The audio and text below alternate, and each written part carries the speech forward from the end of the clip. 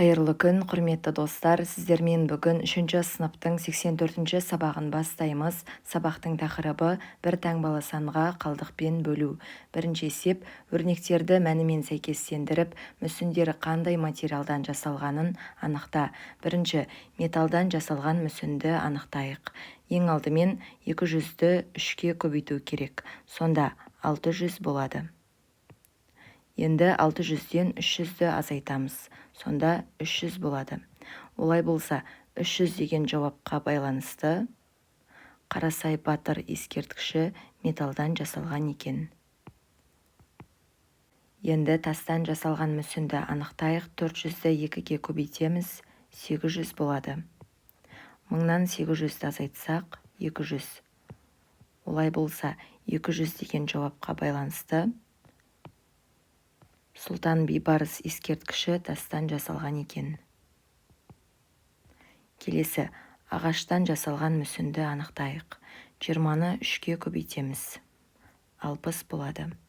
Оған 40-ты қоссақ, 100. Сонда ағаштан жасалған мүсін батыр мүсіні екен.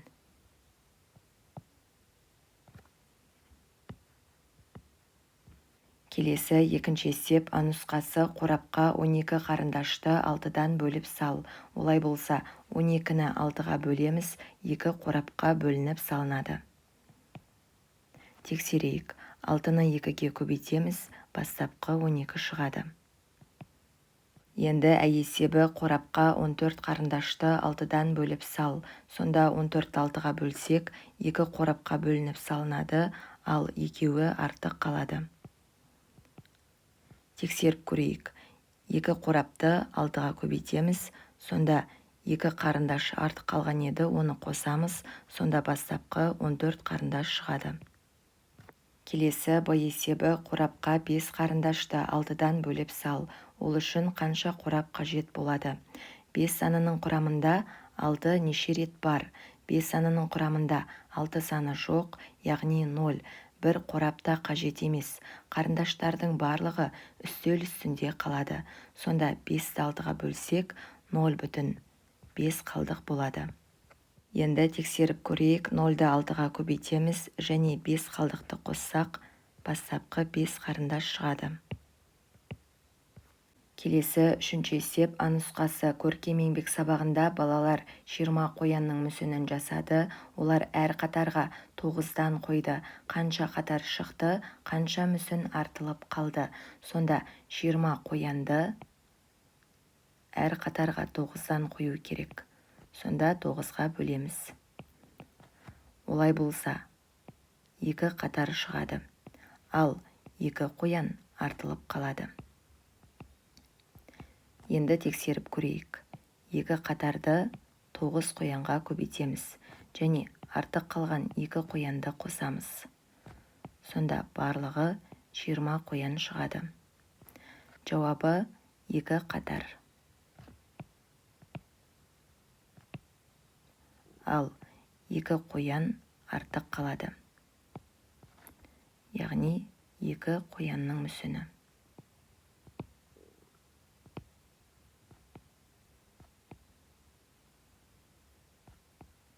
Келесі есебі қалдықпен бөлуге есеп құрастыр. Бұл жерде қоянның мүсінін 30 мүсін деп алайық. Ал әр қатарға 4 қояннан қоямыз деп алайық. Енді бізге қатардың санын және артық қалған мүсінді анықтау керек. Олай болса, 30-ды 4-ке бөлеміз. Сонда 7 қатар шығады. Ал 2-і артық қалады.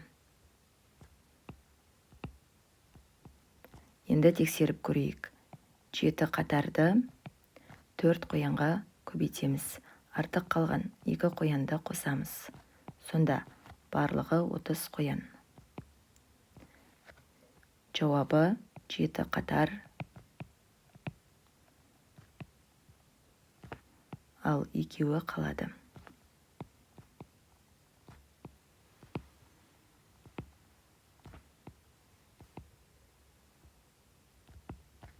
Келесі төртінші есеп, қалдықпен бөлуді орында және оны тексер. 29-ды 7-ге бөлейік. Сонда 4 бүтін 1 қалдық болады. Оны тексерейік. 4-ті 7-ге көбейтіп, 1-ді қосамыз. Сонда бастапқы 29 шығады. 85-ті 9-ға бөлеміз, 9 бүтін 4 қалдық болады. Оны тексерейік. 9-ды 9-ға көбейтіп, оған 4-ті қоссақ, 85 болады. 19-ды 2-ге бөлейік. 9 бүтін 1 қалдық болады. 9-ды 2-ге көбейтіп, 1-ді қоссақ, бастапқы 19 шығады. Келесі 46-ны 5-ге бөлейік. 9 бүтін 1 қалдық болады. Тексерейік. 9-ды 5-ге көбейтіп, 1-ді қоссақ 46 шығады. 680-ді 80-ге бөлейік. 8 бүтін 40 қалдық болады. 8-ді 80-ге көбейтіп, 40-ты қоссақ, бастапқы 680 болады. 88-ді 9-ға бөлейік. 9 бүтін 7 қалдық болады. Оны тексерейік. 9-ды 9-ға көбейтіп, 7-ні қосамыз. 88 болады. 130-ды 60-ға бөлейік. 2 бүтін 10 қалдық болады. Сонда 2-ге 60-ты көбейтіп, 10-ды қоссақ, 130 болады. 4-ті 3-ге бөлеміз, 1 бүтін 1 қалдық болады. Оны тексерейік. 1-ді 3-ге көбейтіп, 1-ді қоссақ, 4 шығады. 52-ні 5-ге бөлейік. 10 бүтін 2 қалдық болады. 10-ды 5-ге көбейтіп, 2-ні қоссақ, 52 шығады. 135-ті 40-қа бөлеміз, 3 бүтін 15 қалдық болады. 3-ті 40-қа көбейтіп, оған 15-ті қоссақ, бастапқы 135 шығады. 7-ні 6-ға бөлейік, 1 бүтін 1 қалдық болады. Оны тексерейік. 1-ді 6-ға көбейтіп, 1-ді қоссақ, 7 болады. 8-ді 7-ге бөлейік. 1 бүтін 1 қалдық болады. 1-ді 7-ге көбейтіп, 1-ді қоссақ, 8 болады. Келесі 5-ші есеп. Есепті шығар. Ағаштан мүсін жасау үшін орманнан 43 бөрене әкелу қажет. Мәшинеге 4 бөренеден артық салуға болмайды. Барлық бөренені әкелу үшін орманға неше рет баруға тура келеді. Олай болса, 43 бөренені 4 бөренеге бөлейік.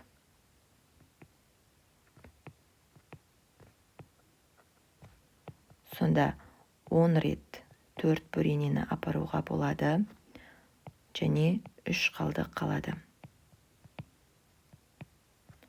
Тексеріп көрейік. 10-ды 4-ке көбейтіп, оған қалған 3-еуін қосамыз. Сонда 43 бөрене шықты. Олай болса, 10 рет 4 бөренеден апарады.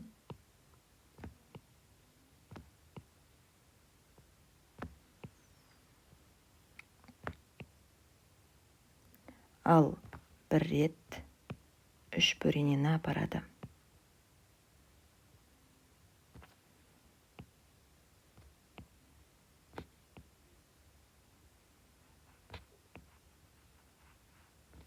Енді 6-ші есеп. Жазу дұрыс болуы үшін бос орындарға қалып қойған цифрларды жаз. Бұл жердегі бос орындардағы санды қызыл түспен белгілеп жазып қойдым. Олай болса, 32-ні 3-ге бөлген кезде 10 бүтін 2 қалдық болады. Ал 77-ні 6-ға бөлген кезде 12 бүтін 5 қалдық болады. 47-ні 7-ге бөлгенде 6 бүтін 5 қалдық болады. 9-ды 2-ге бөлгенде 4 бүтін 1 қалдық болады.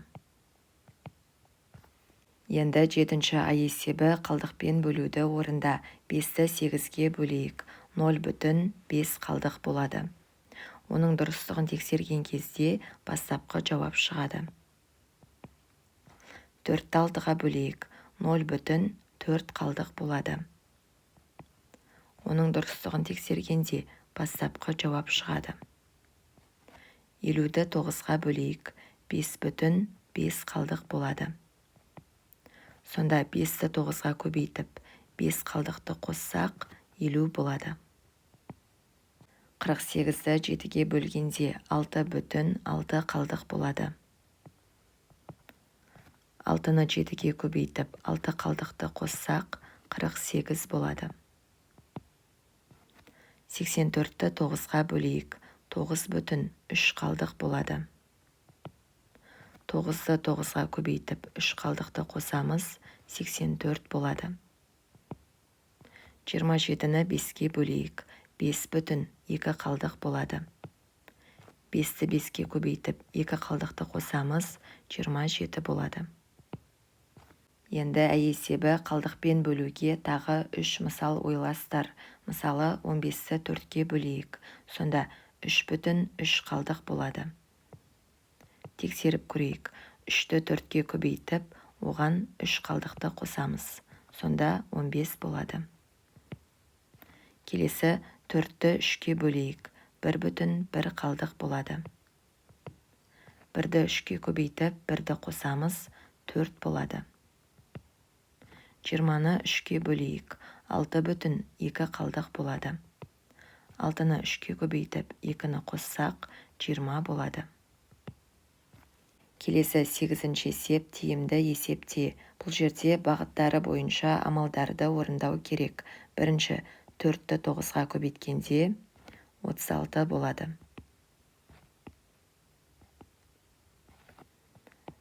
Енді астыңғы бағыт бойынша орындайық. 4-ті 10-ға көбейтеміз. Сонда 40 болады. 40-тан 4-ті азайтқанда 36 болады.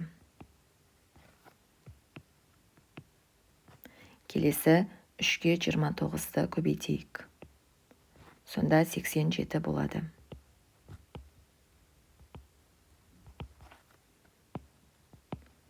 Ал астыңғы бағыт бойынша 3-ге 30-ті көбейтейік. Сонда 90 болады.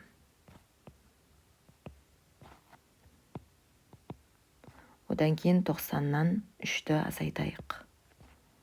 Сонда 87 шығады. Айналып осы жауапқа келуі керек.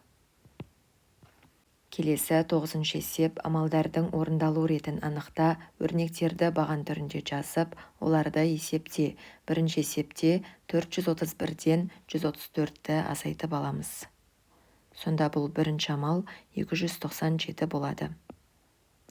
Екінші амалда 341-ге 297-ні қосамыз. Сонда 638 болады. Енді екінші есеп. Бірінші 343-тен 43-ті азайтамыз. Сонда 300 болады.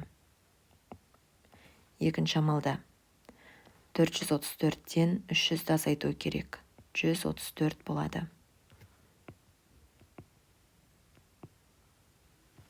Келесі есепте бірінші 577-ден 236-ны азайтамыз. Сонда 341 болады. Екінші амалда 85-ге 341-ді қосу керек. 426 болады. Келесі 333-тен 144-ті азайтамыз. 189 болады. Ал екінші амалда 222-ге 189-ті қосамыз. Сонда 411 болады. Келесі есепте 890-нан 800-ті азайтамыз. Сонда 90 болады. Екінші амалда бөлуді орындау керек.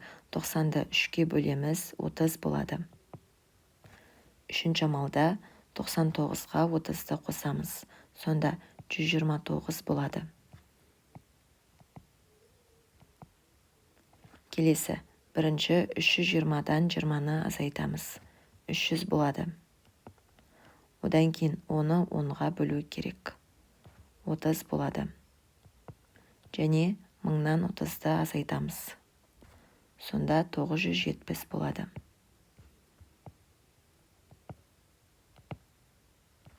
Келесі 10-шы есеп. Мүсіншілер бақтағы 4 саяжолды безендіру үшін 38 мүсін жасады. Әр саяжолдағы мүсіндер теңдей болу үшін тағы неше мүсін жасау керек? Олай болса, 38 мүсінді 4 саяжолға бөліп аламыз. Сонда әр саяжолға 9 мүсіннен болады. Ал 2 мүсін артылып қалады. Енді бізге 4 саяжолға қалдықсыз бөлінуі керек. Сондықтан 40 деген санды алайық. 40-ты 4-ке бөліп көрсек, теңдей бөлінеді. Яғни, әр саяжолға 10 мүсіннен. Енді бізге сонда 40-тан 38-ді азайту керек. Олай болса, тағы да 2 мүсін жасау керек. Жауабы 2 мүсін жасау керек.